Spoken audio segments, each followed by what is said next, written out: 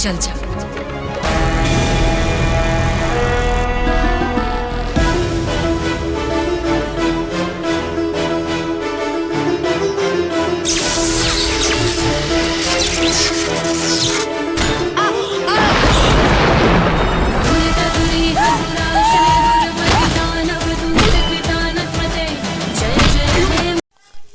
Hello दोस्तों, स्वागत है आप सभी को हमारे इस वीडियो में। तो दोस्तों आज हम बात करने वाले हैं भोजपुरी मूवी के बारे में, जिस मूवी का नाम है फ्रेंड्स सजनवा कैसे तेजब।